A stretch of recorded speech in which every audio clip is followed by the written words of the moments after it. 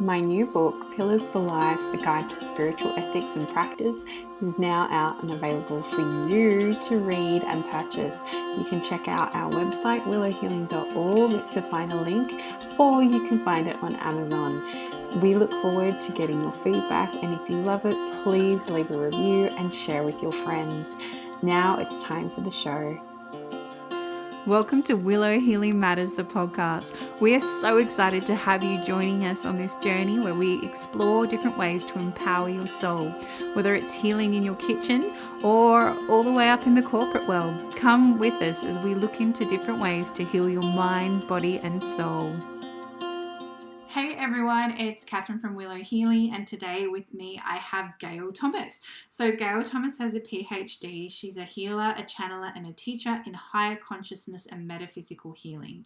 Guiding individuals on transformative journeys of self-discovery and awakening, Gayle serves as a conduit for Tarp, an extra-terrestrial collective consciousness. Through her supernatural ability, she offers profound insights and healing to those ready to receive.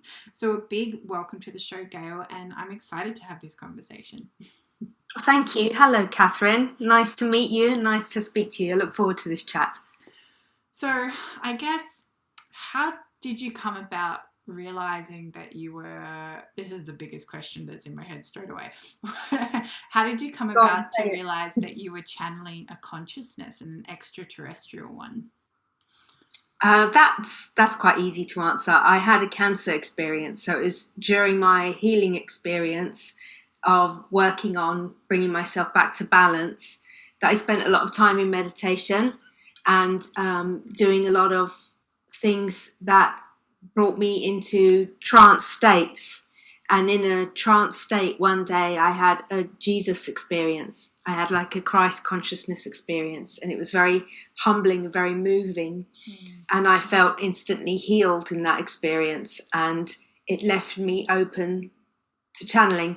So literally from the very next day I felt the Jesus presence again and another presence. They came sort of both together, and then it stayed with Tarp. So it happened quite abruptly, but during a healing experience.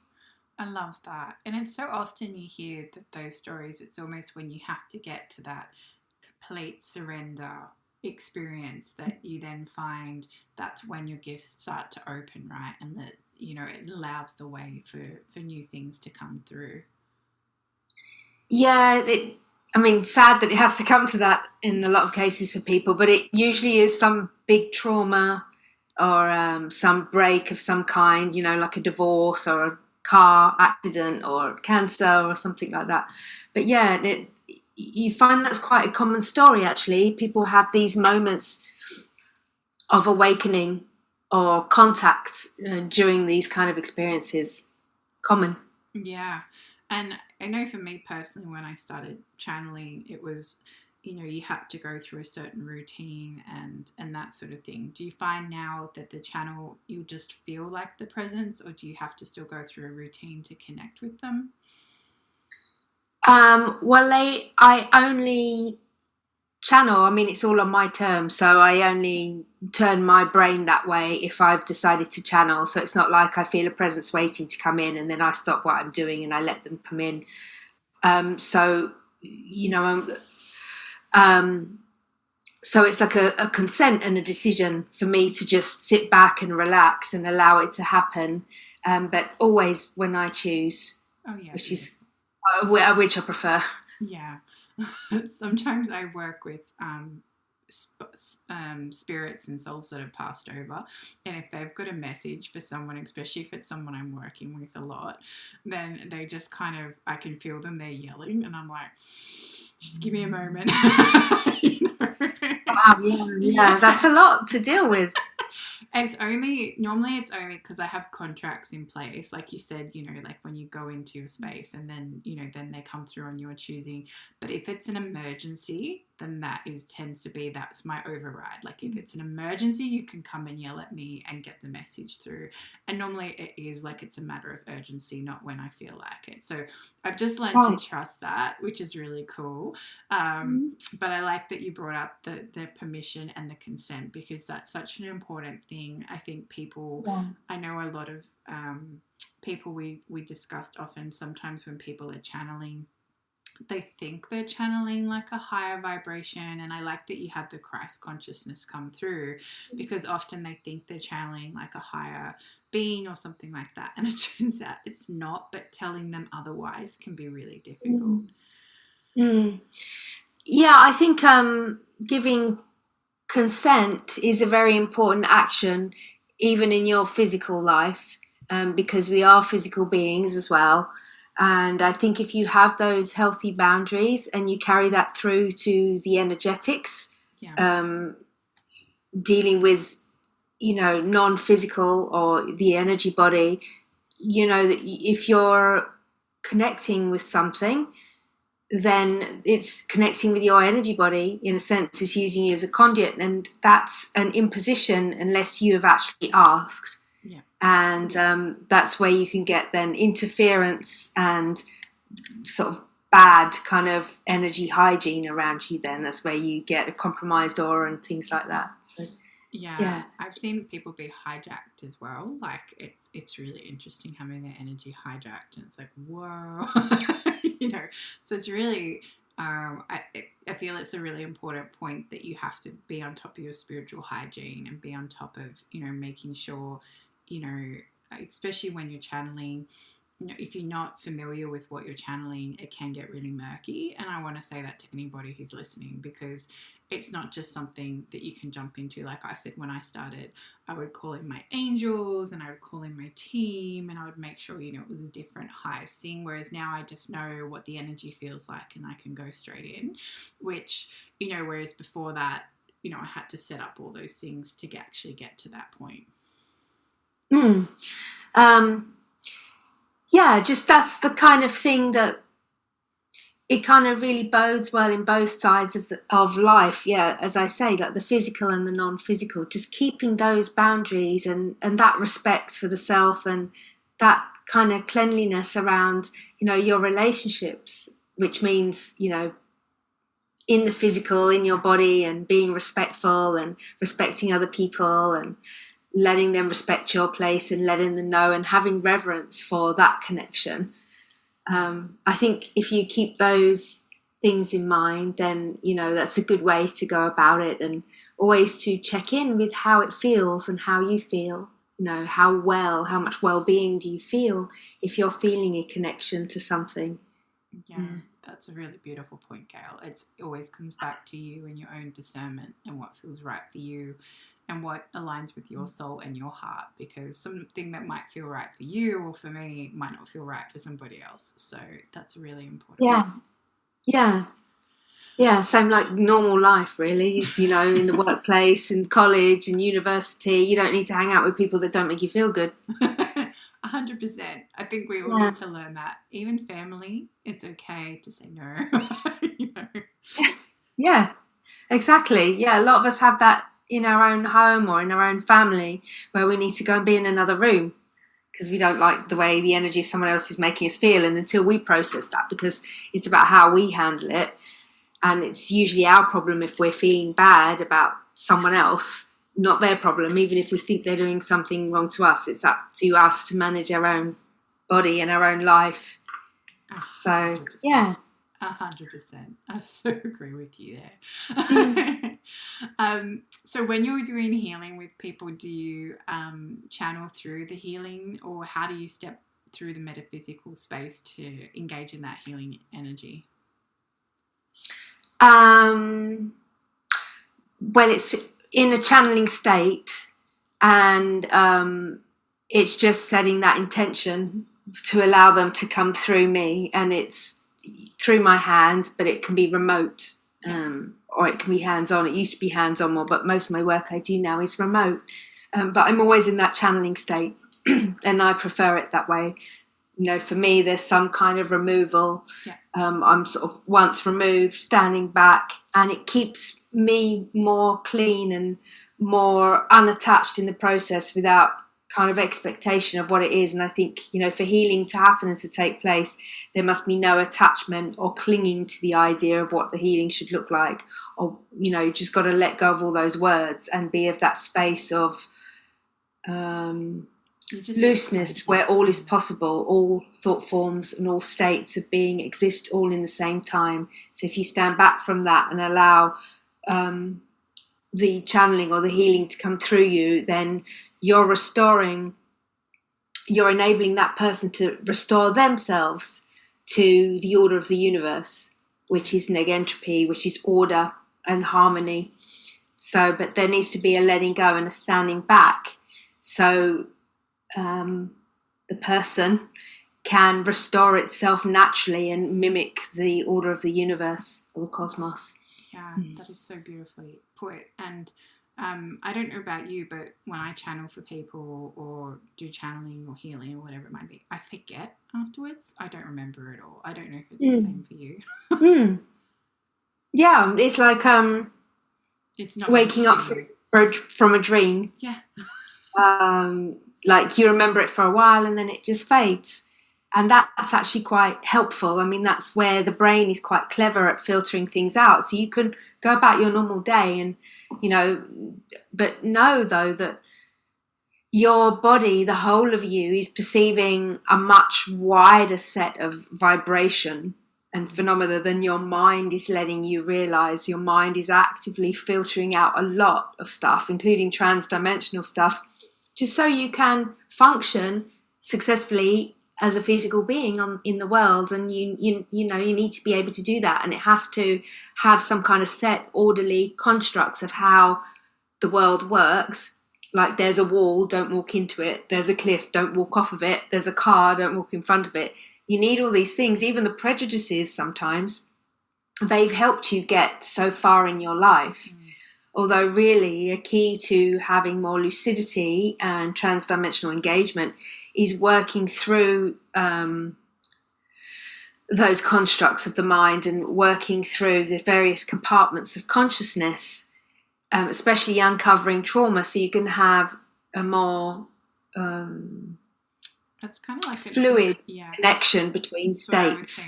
That's exactly what and then know how to use that in life. So know when to use the mental aspects, know what is serving you.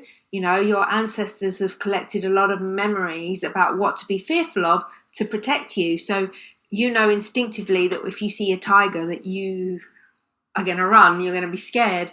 And some people may have that. It may on other things that may be irrational, like spiders or water, or so there's a lot that's been put in place or that we carry with us, we've inherited, that is there really to serve us.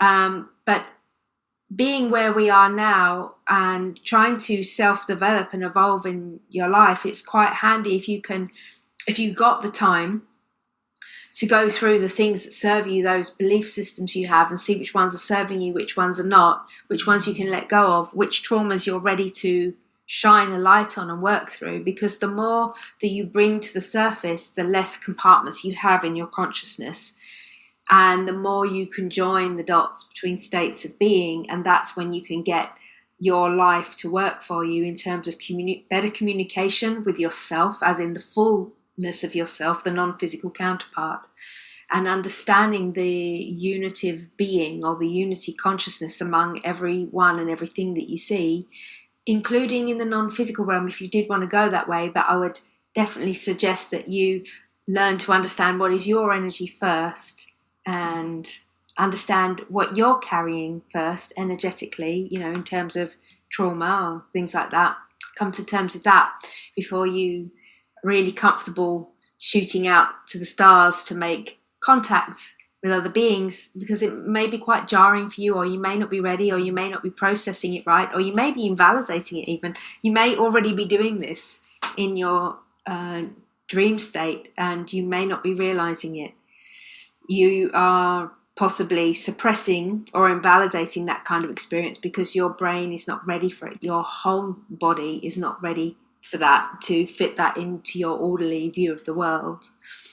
Yeah, and that's so beautifully put, because even when I work with my coaching clients, I'm like, all right, you need to get to know yourself before you actually keep moving on, because if you don't recognize your triggers, like you said, you don't recognize your belief systems and what's serving you and what's not serving you, if you don't work through those things, then it makes it really difficult to come here and actually embrace the lessons that our soul wants to learn. And like you said too, if people are like, oh, what about past lives? It's like, just start with this life, and then worry about everything else around you, because once you can clear, like you said, this life, then you have more openness and can let that flow through you and have that biggest fluidity happening, so that it then allows more things to come through.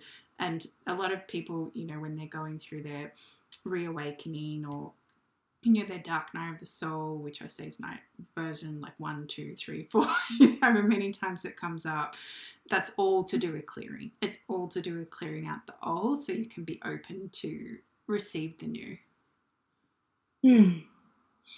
Yeah. Do you think you've been through a lot of clearings? Yes.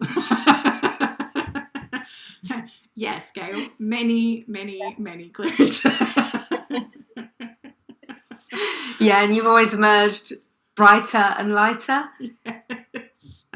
At the time, it didn't feel that way, right? But when you're on the other side, you can look back and give gratitude and be like, okay, I needed to get rid of that, and I needed to shift through that, and see where I am. But I've had some incredibly interesting experiences. And like you said, if you don't shift those belief systems to start with, you then start to doubt your intuition and doubt your experiences more, which then makes it harder to move through.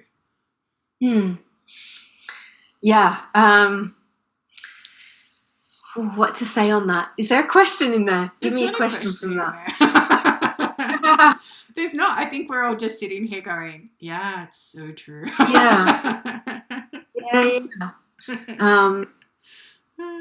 Well, I guess it's just, it's a process, and I think that sometimes you can't push these things. You need to just wait for life's cues. Sometimes it just lines up a lot of stuff in your way, and that's when you're suddenly faced with stuff. All of a sudden, you might be bobbing along quite nicely, and then there's lots of things that you need to deal with because they're making you feel unhappy. Yeah.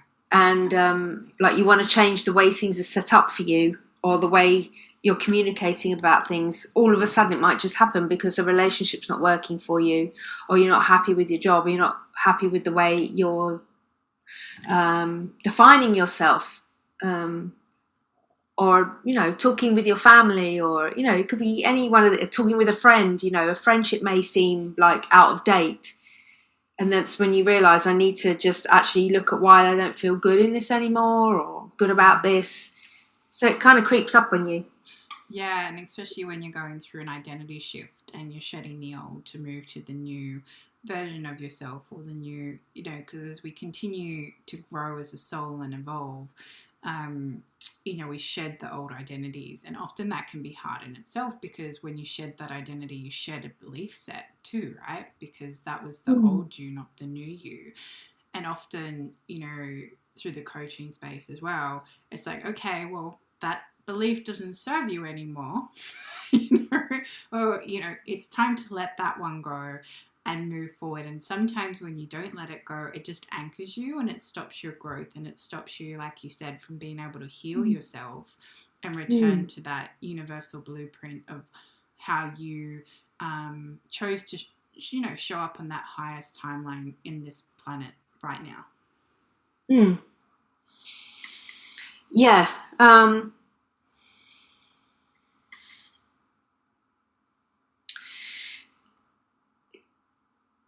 Yeah, I don't know what to say to that.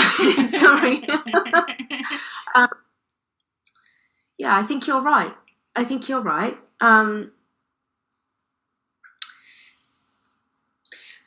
that working through your emotions, if you do have the courage to hold that space and not run away from it, because sometimes it might be too much to handle, too overwhelming.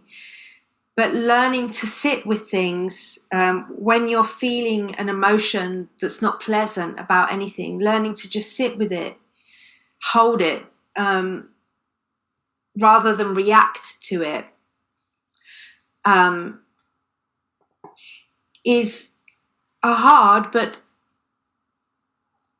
rewarding thing to go through. It's very easy to brush something under the carpet, or to even take it to a therapist or something like that straight away. But if you can learn to live with feelings and know that that is also part of life, sometimes the unhappy feelings and things like that, and learn to hold it, learn to feel it, and then you'll learn to see how it does actually pass through like a bad cloud, even if it lingers for a while. There is always a passing. There is always a sort of shelf life to everything. And that's empowering if you can see something through and hold it without reacting to it or running away from it, like sitting in sadness, sitting in grief, or sitting in that feeling of anger. Just acknowledging that anger is quite helpful. It's not augmenting it, and it's not creating more of it in like a law of attraction sense. You're not perpetuating it if you just acknowledge this is anger, and this is here because this is come from things that have happened, or things that I've thought before, and it's a resonance that's been triggered again now. But I'm just going to acknowledge it. I don't have to keep ruminating on he said, she said, or he did this, but just feel it. Feel how it feels in the body. Locate it. Give it colours. Give it textures. Feel it. And doing that is giving it acknowledgement, which is actually what any trauma, any part of you wants. It wants that moment of being acknowledged. And then it's kind of the first step in rooting it out of its subconscious place. So yeah, it's quite interesting the way this conversation has gone. I know. I just trust it. Yeah.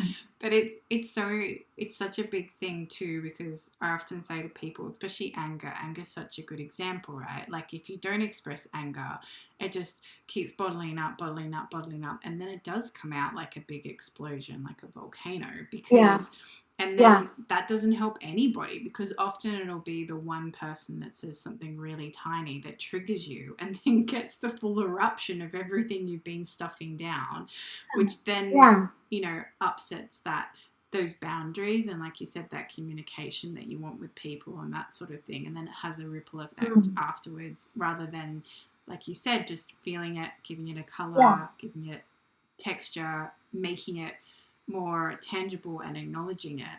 And it's interesting because just 2 days ago, I interviewed this lovely lady, and she was saying that an emotion you actually feel for like 90 seconds. And if you actually feel it and like really feel it and let it pass through you, then it's gone. But a feeling is what comes when you ignore the emotion, and it keeps staying. Right. Yeah.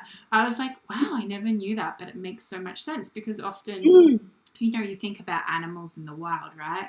And they go into that, like, oh my gosh, it's a lion. And then they just shake it off and then they're fine again. Yeah. Or even if, oh my God, I'm about to die. Yes. As an animal. Yes. Right, because they are so in the present. Yeah. There isn't kind of that future place where they're thinking, oh my God, this is going to be painful. I'm going to die. I'm going to suffer. Like, the loss. Exactly. The loss. Everything I'm going to lose. They just accept everything. Mm-hmm. And they're fully in the moment. And so there's much less. Well, it's different. You can't really compare us to animals in that sense, because that's the way they are. They're just there. They're in the presence, and they're very accepting of everything, even the stuff that they don't want, even when they're about to die. But I would imagine there's a wider place of understanding with the animal kingdom of what is beyond their physical life, and they may even have the sense of reincarnation already in their current life. I'm not sure about that, but I know that they're much more accepting of everything, and including the process of their death when it's imminent, when it's upon them. That every living thing has this survival instinct and doesn't want to die. They'll do everything not to die, but they will go through their death when it's inevitable. Like, well, who can not go through with their death? But the difference I'm saying is that there is an acceptance to that. There isn't much thinking that goes on there. Yeah. And it's interesting because there's what popped into my head then, it was I don't know who was telling me. Someone was telling me there was this lion in Africa and it had been injured, but it wasn't its time to pass. And the animals could all feel that, like that lion still needed to be there because, they're the apex predator and then it really influences the balance. And so this lion was there injured and couldn't hunt. And a buffalo, was it a buffalo or antelope? I think it was an antelope, just went and laid down in front of it and sacrificed itself. But yeah, and then there's this belief that what will happen is that antelope will then reincarnate as a lion or even a white lion or something higher up on that reincarnation chain. So it understands that that lion needed to still be there. So it makes the ultimate sacrifice of its life in the hope that then it will come back as like a higher vibration or a higher being or higher up on the food chain, essentially. So like what you were saying, animals do know. So it's really interesting. That's a very profound story. Yeah, thanks for sharing that. And I think that's an indication to their sense of unity consciousness. Exactly. If that story is real, that's quite amazing. Yeah, it wouldn't surprise me. Yeah. Well, there's a thing too, like people talk about pets, like they'll just see, a dog will just run in front of a car for no reason, never bothered by a car, and then it'll just run in front of a car.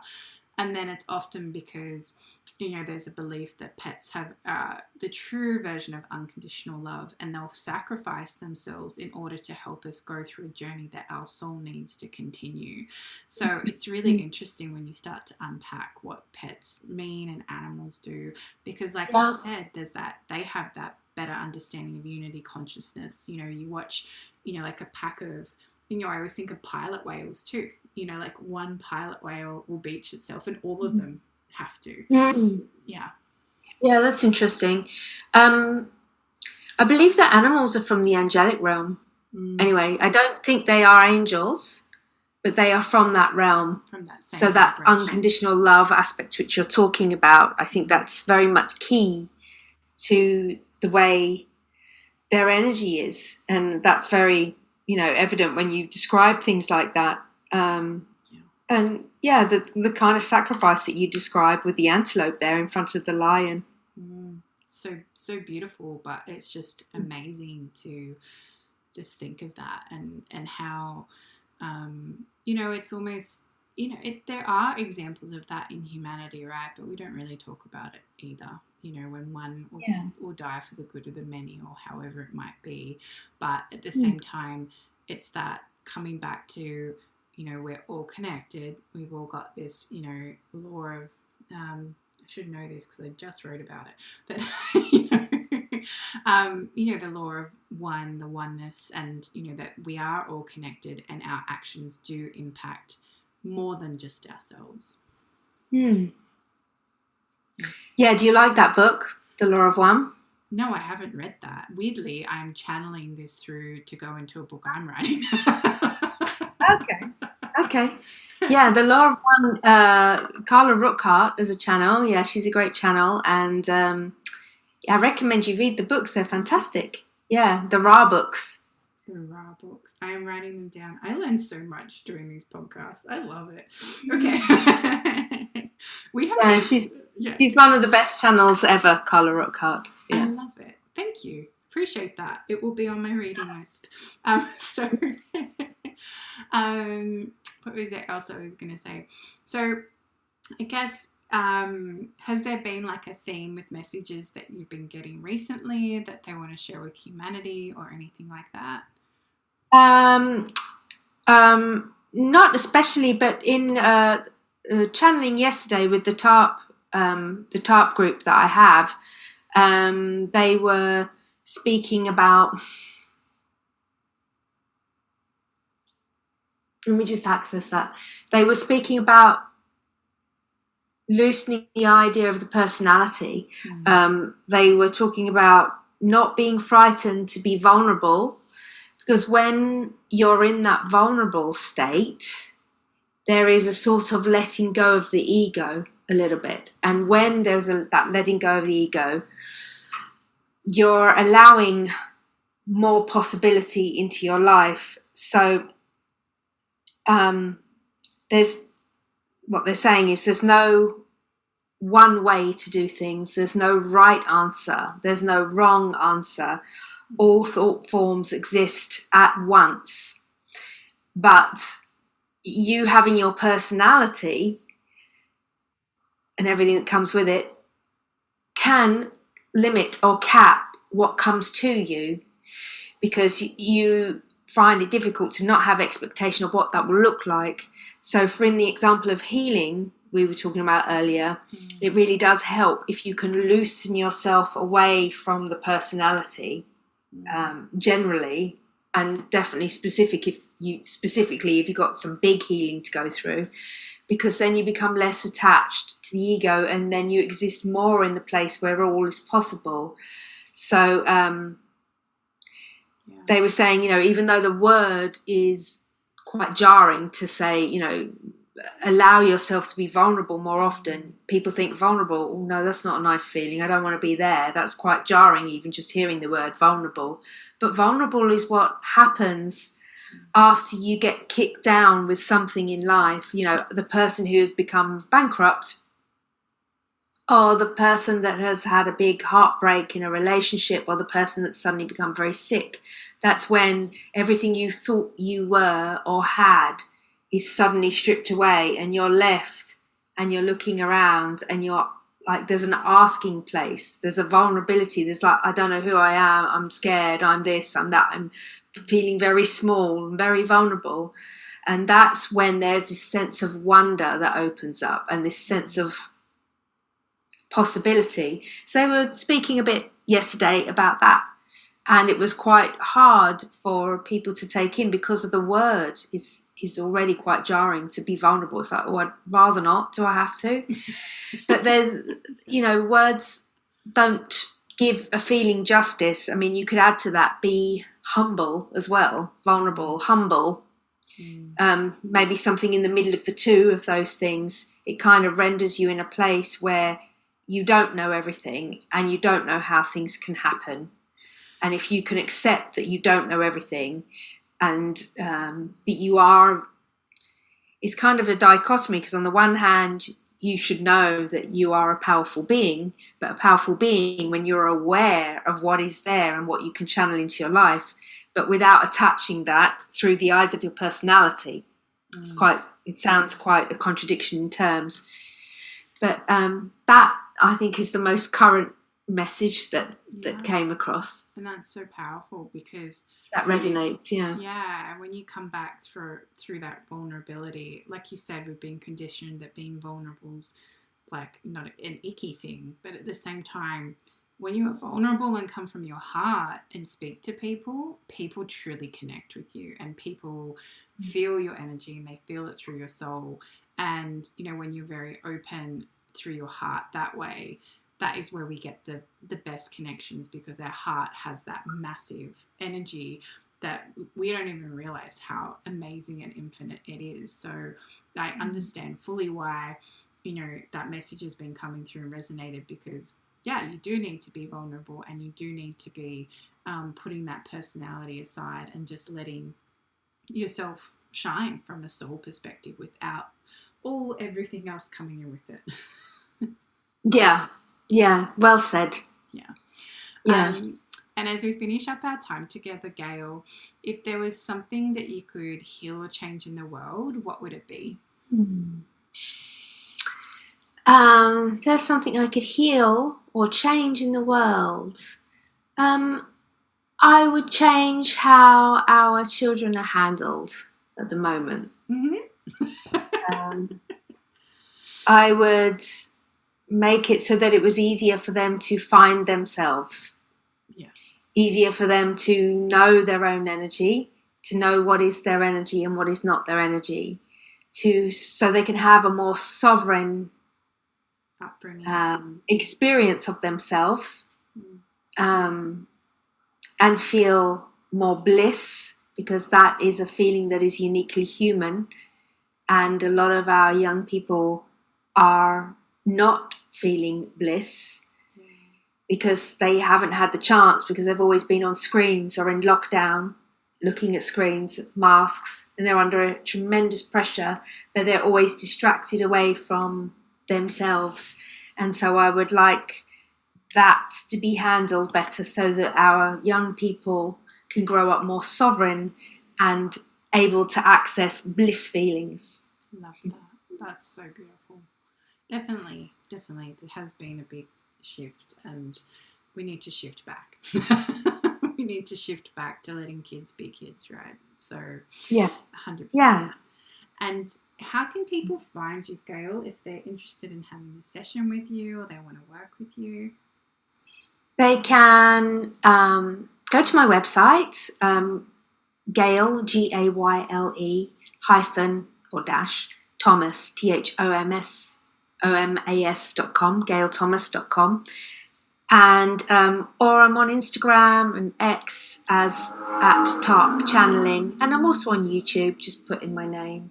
And my book, The Book of Tarp, is available on Amazon. But feel free to book in for a discovery call. Or thank you. Thank you, Gayle. I always love to see where conversations go. It's always fun. Yeah, it's been really nice to feel your essence and learn a little bit about the amazing things you do. So thank you for sharing, and thank you for having time for me today. Oh, thank you for sharing your time with me, Gayle. I really appreciate it. Oh, bless you. Thank you for listening to Willow Healing Matters, the podcast. We have so much love and gratitude that you have taken the time out of your day to empower you on your healing journey.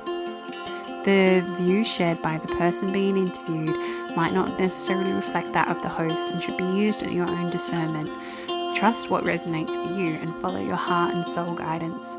If you have any underlying medical conditions or mental health issues, please consult with your healthcare provider before pursuing any of the recommendations. Likewise, you can always contact the person being interviewed to find out more information. This can be found in the show notes. Remember to activate, align, heal, empower, and find love in everything that you do.